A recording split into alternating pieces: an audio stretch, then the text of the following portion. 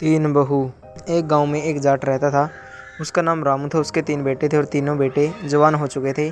इसलिए वह चाहता था कि उसके बेटों का विवाह बहुत सुंदर और सुशील लड़कियों से हो। उन्होंने अपने बेटों के लिए बहुत सी लड़कियां ढूंढी, परंतु अपनी इच्छा अनुसार लड़कियां मिलना आसान नहीं था। एक दिन रामू ने अपने बेटों को बुलाकर पूछा, तुम लोग कैसी लड़की से विवाह करना चाहते हो? यह सुनकर उनके बेटे बोले, पिताजी, आप जिससे चाहें उससे हमारा विवाह कर सकते हैं और आप हमेशा हमारे भले के लिए ही करेंगे। उनका उत्तर सुनकर रामू बहुत खुश हुआ और उसने अपने मन ही में मन एक योजना बनाई और अपने बेटों से कहा, मैं तुम तीनों को एक एक तीर देता हूँ। सामने वाले मैदान में जाकर तुम इन तीरों को अलग अलग दिशा में छोड़ो। जिसका तीर जहाँ गिरेगा उसी घर की लड़की से उसकी शादी करनी होगी। यह सुनकर तीनों बेटे बोले, ठीक है पिताजी। पिता की बात पर तीनों राजी हो गए। तीनों ने अपना अपना तीर अलग दिशाओं में छोड़ा। बड़े बेटे का तीर एक व्यापारी के आंगन में गिरा। रामू और उसके पुत्र ने वहां पहुंचकर देखा तो व्यापारी की लड़की हाथ में तीर लिए खड़ी थी। रामू ने अपने बड़े पुत्र का विवाह उस लड़की से कर दिया और यह देखकर वह बहुत खुश हुआ। मंझले पुत्र का तीर एक मछुआरे के घर में गिरा, अतः मछुआरे की बेटी से मंझले पुत्र का विवाह कर दिया गया। तीसरे पुत्र राजू का तीर हवा में तेजी से उड़ता हुआ जंगल की ओर चला गया था। पिता पुत्र तीर खोजने के लिए जंगल की ओर चल पड़े। जब वह दोनों वहां पहुंचे तो दोनों हैरान रह गए, क्योंकि वहां एक तालाब के किनारे एक मेंढकी तीर मुंह में लेकर बैठी थी। अब प्रश्न उठा कि राजू का विवाह किससे किया जाए। राजू मेंढके के मुंह से तीर निकालकर अपने पिता के साथ वापस जाने लगा। दोनों बहुत उदास होकर जाने लगे।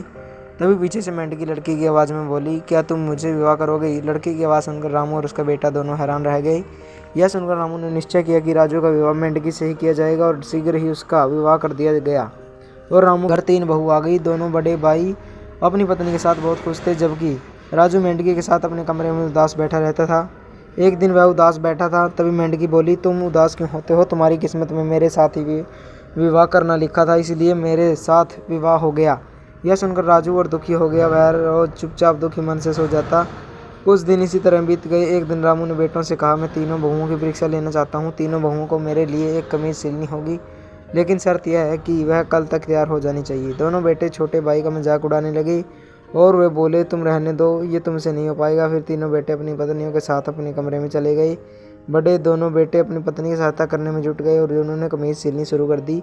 परंतु राजू कमरे में जाकर एक कोने में बैठ गया। उसे उदास देखकर मेंढकी बोली, आप उदास क्यों होते हैं? आप सो जाइए। यह सुनकर राजू दूसरी तरफ मुंह करके सो गया। मेंढकी ने रात को अपने मेंढकी के वेश में से बदलकर सुंदर राजकुमारी खड़ी हो गई।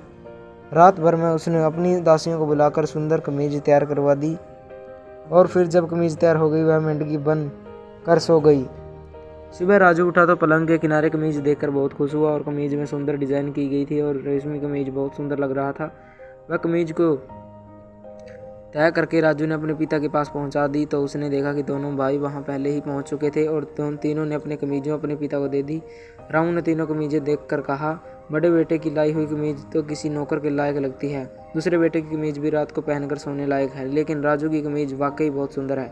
परंतु तुम यह बताओ कि यह कमीज किसने सिली है? राजू ने पूरी बात बता दी, परंतु पिता व दोनों बेटों को यकीन नहीं हुआ। वह सोचने लगी कि शायद राजू झूठ बोल रहा है, यह वह अपनी पत्नी की कमी छिपाने के लिए कमीज बाजार से खरीद कर लाया है, या फिर मेंढकी कोई जादूगरनी है। रामू ने फिर तीनों बहुओं की परीक्षा लेने का निश्चय किया।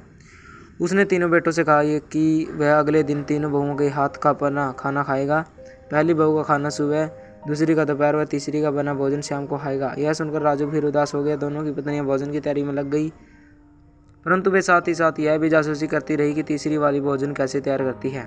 मेंढकी यह बात अच्छी तरह जानती थी। उसने पहले की बात ही अपने पति को सुला दिया, स्वयं आटा गूंद कर उसे आंच पर रख दिया और सोने चली गई। बड़ी बहू ने उसकी नकल करके उसी प्रकार आटा रख दिया और सोने चली गई। उसके बाद उसने रानी के रूप में भोजन की सारी तैयारी की और मेंढकी बनकर सो गई। रामू ने सुबह का भोजन बड़ी बहू के हाथ का बना खाया तो उसे यूं लगा कि आज उसके दांत ही टूट जाएंगे। दोपहर के भोजन में इसी प्रकार हुआ।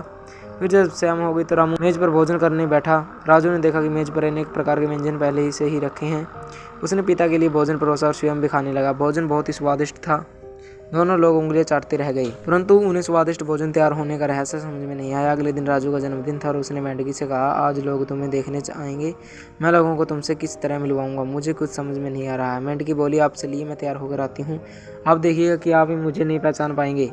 राजू ने चौंक कर कहा, फिर मैं तुम्हें कैसे पहचानूंगा? वह बोली, मैं आकर आपका हाथ थाम लूंगी। कुछ ही मिनटों में रामू ने कहा, मित्रों, मैं आज आपको तीनों बहुओं से मिलवाना चाहता हूँ। फिर उसने बड़े बेटे बहू को बुलाकर सबसे मिलवाया। राजू का दिल घबरा रहा था कि अब मंजिले के बाद उसकी बारी है। तभी दरवाजे पर एक घोड़ा गाड़ी आकर रुकी। वह मोतियों से जड़ी थी। 6 घोड़े उसे खींच कर रहे थे। उसमें से सुंदर राजकुमारी उतरी तो सबकी निगाहें उसकी ओर मुड़ गई। तभी रानी ने आकर राजू का हाथ पकड़ लिए। सारा हॉल तालियों से गूंज रहा उठा। राजू यह देखकर खुशी से फूला नहीं समा रहा था। दावत के बाद सब अपने अपने घर खुश होते हुए चले गए। बेटे अपनी पत्नियों के साथ अपने कमरों में जाने लगे तो जार आश्चर्य से रानी की ओर देखने लगा। मैं बोला, पिताजी मैं किसी श्राप के कारण मेंढकी बन गई थी। आज राजू ने मुझे श्राप मुक्ति दिला दी है। वह आपका गुणी और होनहार बेटा है। उसे पति के रूप में पाकर मैं बहुत खुश हूँ। यह देखकर सभी लोग हैरान रह गए और अब सभी लोग खुशी से रहने लगे। तो दोस्तों कैसी लगी आपको ये कहानी, कमेंट करके जरूर बताएं। अगर आप हमारे चैनल पर नए हैं तो चैनल को सब्सक्राइब करें, वीडियो को लाइक करें, शेयर करें, कमेंट करें। धन्यवाद दोस्तों।